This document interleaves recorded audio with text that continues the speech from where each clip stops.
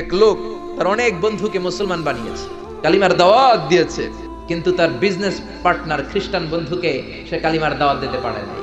ভাবলো একটা দাওয়াত করি, দাওয়াতে খাইতে আসলে কালিমার দাওয়াত দিয়ে দেবো। খ্রিস্টান বন্ধু আসছে, পেট ভরে খেয়েছে, এরপর স্টারবাক্সের 2টা কফি দুইজনে নিয়ে ডাইনিং টেবিলে বসেছে। তো মুসলিম বন্ধুর মাথায় চিন্তা, যে করেই হোক কালিমার দাওয়াতটা আমার এই খ্রিস্টান বন্ধুর অন্তরের মধ্যে আমি ঢুকিয়ে দিব।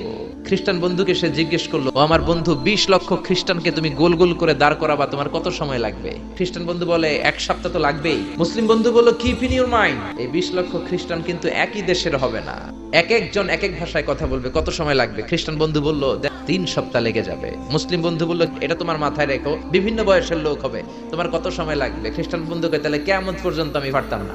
ভাষা ভিন্ন, দেশ ভিন্ন, কালচার ভিন্ন, বয়স ভিন্ন, আমি বলবো সবাই দাঁড়ান, সবাই যাবে বসে। মুসলিম বন্ধু বলল, আমি সমান্তরাল বৃত্তে দাঁড় করায় দিতে পারবো, ভাই 2 মিলিয়ন মুসলিম, সৌদিতে একটু ভিজিট করতে হবে। সে রাজি হয়ে গেল। তার পরিচয়টা গোপন করে মুসলিম বন্ধু তাকে নিয়ে গেল হজের মৌসুমে মক্কার পাশে, কাবাঘরের পাশে একটা বিল্ডিং আছে, আব্দুল আজিজের ওয়াকফ, এটার 80 তলায় একটা হোটেল ভাড়া করলেন। খ্রিস্টান বন্ধু বলল, where is your magic man, তুমি না আমার একটা ম্যাজিক দেখাইবা? মুসলিম বন্ধু বলে, চলো জানালার কাছে যাই। জানালা খুললো, নিচে তাকিয়ে খ্রিস্টান বন্ধু তো অবাক। 20 লক্ষ হাজী সাহেব একসাথে রুকুতে গেল, একসাথে সিজদায় গেল। এই দৃশ্য দেখে খ্রিস্টান বন্ধু স্টার্টেড টু ক্রাই, কাঁদতে শুরু করেছে। কি নামে ধর্মের কি নাম? মুসলিম বন্ধু বলে, ইসলাম।